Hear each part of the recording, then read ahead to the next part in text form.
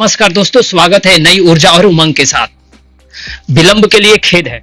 सीने में आग हो, आंखों में जुनून हो। सीने में आग हो, आंखों में जुनून हो। रग रग में हर पल बसा एक नया जोश हो। बदल देंगे हम खुद ही अपनी तकदीर को। मंजिल पाने का अगर जुनून हो, जुनून हो, जुनून हो।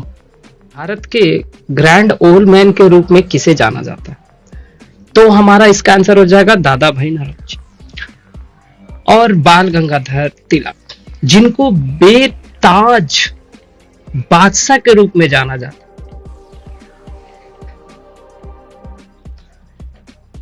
सुभाष चंद्र बोस जी, जिनको नेताजी के नाम से जाना जाता। और ये आपके लिए दादा भाई नौरोजी, भारतीय राष्ट्र कांग्रेस के 3 बार अध्यक्ष रह चुके थे। 1886, 1893, 1906 में। इनके द्वारा एक पुस्तक लिखी गई थी, poverty and on British rule in India, 1901। ठीक है, 1906 में भारतीय राष्ट्र कांग्रेस के ये अध्यक्षता किए थे और उन्होंने स्वराज शब्द का क्या किया था, इस्तेमाल किया था। महात्मा बुद्ध ने अपना प्रथम उपदेश कहां दिया था? तो इसका सही आंसर होगा सारनाथ, ऋषिपत्तनम, वाराणसी में। और कुछ इससे जुड़े हुए महत्वपूर्ण तथ्य, जैसे कपिल वस्तु लुम्बिनी, नेपाल, जो कि यहां पे इनका क्या हुआ था, जन्म हुआ था। उत्तर प्रदेश का जो कि कुशीनगर है, यहां पे इनको मोक्ष मिला था। और बोध गया में, जो कि बिहार में है, वहां पे ज्ञान की प्राप्ति हुई थी। अब इस क्वेश्चन से जुड़े हुए कुछ महत्वपूर्ण तत्व है और ये प्रबल संभावना है कि इस साल क्वेश्चन में आए, क्योंकि विश्व धरोहर स्थल में बौद्ध धर्म के त्रय रत्न, जो कि बुद्ध, धम्म और संघ है। उपदेश पाली भाषा में। चतुर्थ जो बौद्ध समिति के बाद बौद्ध धर्म 2 भागों में क्या हो गया था, हीनयान और महायान में क्या हुआ था, बट गया था। मृत्यु, जो कि स्तूप के रूप में चिन्हित हुआ है और उनके मृत्यु के बाद कहा जाता है कि उनके अंगों को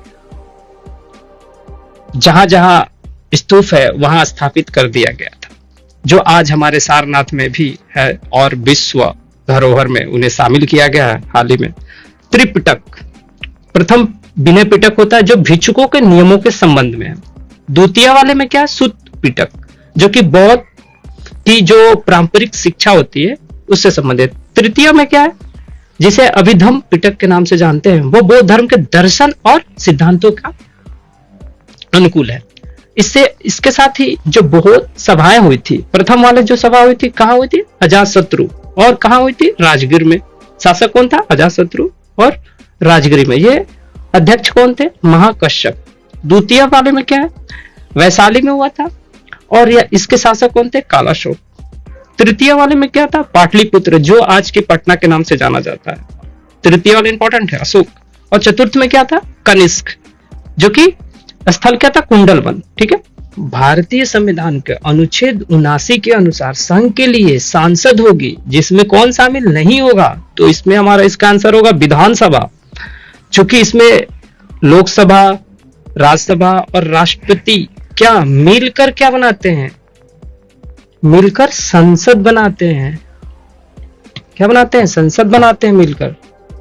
अनुच्छेद 170, जो कि विधानसभा की संरचना से संबंधित है, जिसमें न्यूनतम 60 और अधिकतम 500 क्या होने चाहिए, विधानसभा के निर्वाचित सदस्य होने चाहिए। हाल ही में ओरिजा रूफी पोगा जंगली चावल प्रजाति के कृषि उत्पाद के इन सीटू संरक्षण प्रबंधन के लिए बायोडायवर्सिटी हेरिटेज साइट किसे घोषित किया गया?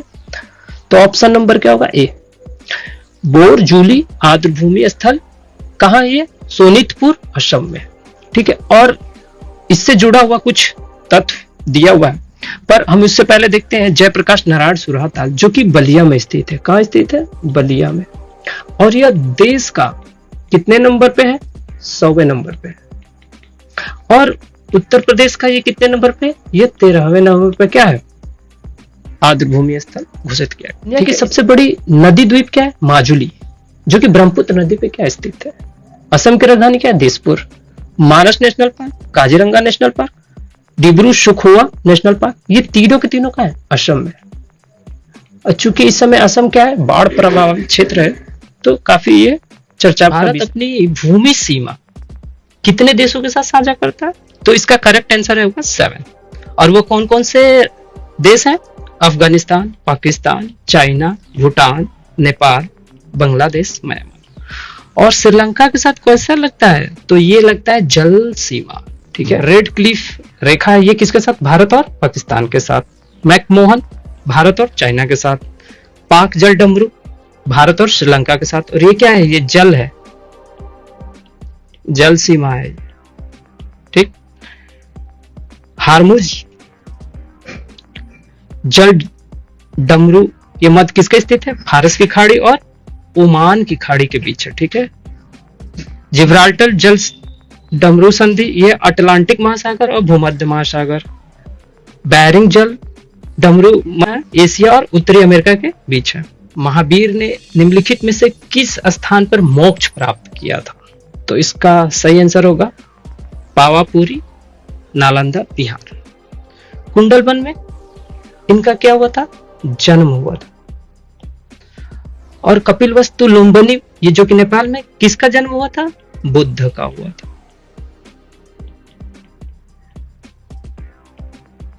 और खुशीनगर में बुद्ध का क्या हुआ था? मोक्ष मिला था। वीर स्वामी जो थे कौन से नंबर के थे? 24वें, ठीक है। जन्म कुंडलवन वैशाली का बिहार में हुआ था। उनका उपदेश सबसे ज्यादा कहा था? प्राकृतिक भाषा, भाषा याद रखिएगा। जैन धर्म में त्रिय रत्न क्या? समयक दर्शन, समयक ज्ञान और समयक आचरण। भारत में विकास का एलपीजी मॉडल प्रस्तुत किया गया था, किस वर्ष में किया गया था? तो 1991 से। 1991 में तत्कालीन प्रधानमंत्री कौन थे? पीवी नरसिम्हा राव थे, ठीक है। वित्त मंत्री कौन थे? डॉक्टर मनमोहन सिंह थे। एलपीजी का फुल फॉर्म क्या? एल से क्या? उदारीकरण, पी से क्या है? निजीकरण, और जी से क्या है? भूमंडलीकरण, ठीक है। विश्व विरासत दिवस कब मनाया जाता है? तो इसका करेक्ट आंसर होगा 18 अप्रैल को, ठीक। 8 मार्च को विश्व महिला दिवस, क्या? महिला दिवस। 12 जनवरी को राष्ट्रीय युवा दिवस। और 5 जून को विश्व पर्यावरण दिवस मनाया जाता है। 25 जुलाई 2026 को दक्षिण कोरिया के बुसान शहर में 48वां यूनेस्को विश्व धरोहर सम्मेलन का आयोजन हुआ था, ठीक है। याद रखिएगा कहां हुआ था? दक्षिण कोरिया के बुसान शहर में। और 48वें नंबर विश्व धरोहर सम्मेलन का आयोजन हुआ। 18 अप्रैल विश्व विरासत दिवस 2026 को मनाया जाता। और इस वर्ष का जो थीम था इसको आप नोट कर लीजिएगा। और 8 मार्च को विश्व महिला दिवस इस वर्ष का थीम। और 5 जून विश्व पर्यावरण दिवस इसका थीम।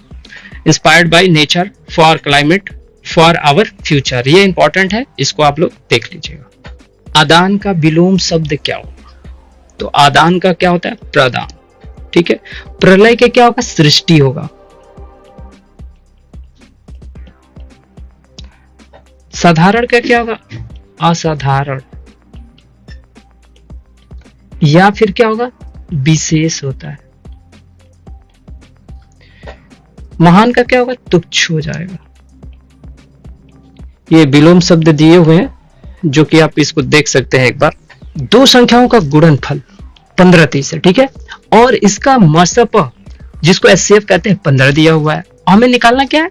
एलसीएम या लसप निकालना है। तो इसके लिए हमारा एक फॉर्मूला है, प्रथम संख्या गुणे दूसरी संख्या एलसीएम इंटू एचसीएफ, ठीक है। अब हमारा दो संख्याओं का गुणनफल कितना है? 15-30। 15-30 बराबर बराबर। अब एलसीएम दिया है, नहीं दिया है तो हम एलसीएम को एलसीएम ही रहने देंगे, गुणा को गुणा। एचसीएफ हमारा दिया हुआ है 15, तो ये हो जाएगा 15, ठीक है। अब ये हो गया हमारा 15-30, ठीक। एलसीएम नहीं पता है तो एलसीएम को एलसीएम लिखेंगे। अब ये जो हमारा 15 है वो कहाँ आएगा? इसका ये गुणज में है ना, गुणा में। अब ये इसके बराबर के क्या होगा? पक्षांतर, यानी इधर जाएगा तो क्या हो जाएगा? ये गुणा है तो इसका क्या हो जाएगा? भाग में बदल जाएगा। किसमें हो जाएगा? भाग में। ये इधर जाएगा तो कहाँ हो जाएगा? नीचे भाग में हो जाएगा। अब इससे हम भाग करेंगे तो देखिए ऐसे अगर हम कई बार गलती कर देते हैं तो कितना आएगा? 12 आ जाएगा। चूंकि इसमें ऑप्शन में दिया रहता है, तो ऐसे क्वेश्चन को सावधानी पूर्वक करेंगे तो हम इसको करते हैं इस प्रकार से, ठीक है। 15 30, अब इसको भाग करेंगे तो कितने जाएगा, एक बार में जाएगा तो ये हो जाएगा 15, अब इसको सब्ट्रैक्ट कर देंगे तो ये हो जाएगा 0, ठीक है। ये हमारा 3 इधर आ जाएगा। अब दूसरी टाइम जब ये 0 लाते हैं तो ये हो गया 30। अब ये 2 टाइम हम लोग उतारा, एक बार ये और एक बार ये, तो दूसरी बार के लिए हम एक 0 बढ़ाते हैं, ठीक है, ये रूल है। अब ये कितने टाइम में जाएगा, 2 बार में, तो ये हो जाएगा हमारा 30 और इसको हम करेंगे 0, तो हमारा 102 करेक्ट आंसर, ठीक है। आज का महत्वपूर्ण प्रश्न कमेंट करके बताइए। Thank you. जय हिंद, जय भारत।